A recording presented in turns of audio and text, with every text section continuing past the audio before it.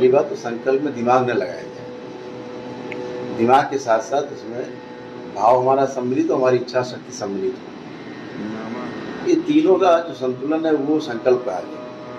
अर्थात जहाँ पर विकल्प नहीं है कोई और वहाँ पर संकल्प किया गया है, प्रतिज्ञा की जा रही है, संकल्प किया जा रहा है, तो फलीभूत होता है पूरी तरह। आपका स्वस्थ होना ना होना इसी संकल्प पे डिपेंड करता है। तो ये मान के चला जाए संकल्प करते समय कि हे प्रभु बाबा, आपके अलावा मेरा इस दुनिया में कोई नहीं, आप ही मेरे आखिरी सहारा हो, मेरे पास दूसरा कोई विकल्प नहीं। शरीर को हल्का रखें। तो हमारे जो भी कष्ट हैं वो हरने की कृपा करें, नष्ट करने की कृपा करें, समाप्त करने की कृपा करें, हमें हमारे परिवार को स्वस्थ रखें। हमारे पास कोई विकल्प नहीं, और वाकई में अगर आपके पास कोई विकल्प नहीं रह जाता है तो निश्चित रूप से आपका संकल्प बहुत गहरा होता है।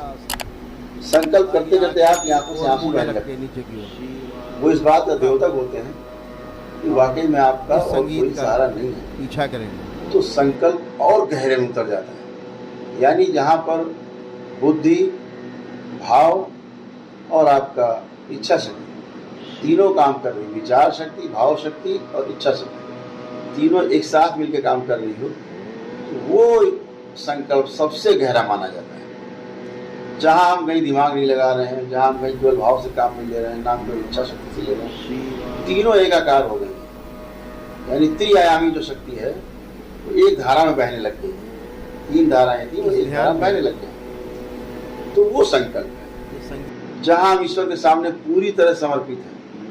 कोई मेरे अंदर ऐसा भाव नहीं कि चलो यहाँ से नहीं ठीक होंगे तो फिर वहाँ चलेंगे, वहाँ जरूर ठीक हो जाएंगे। जहाँ ऐसा भाव आपके अंदर आता है आपका संकल्प कमजोर हो जाता है, और जो आसुरी शक्तियाँ हैं इसी प्रकार के भाव देती है कि यहाँ से चलो वहाँ चलेंगे, वहाँ नहीं वहाँ चलेंगे, तो आपके भाव को वो बार बार कमजोर करती हैं, आपके अंदर जो संकल्प शक्ति उसको कमजोर करती है।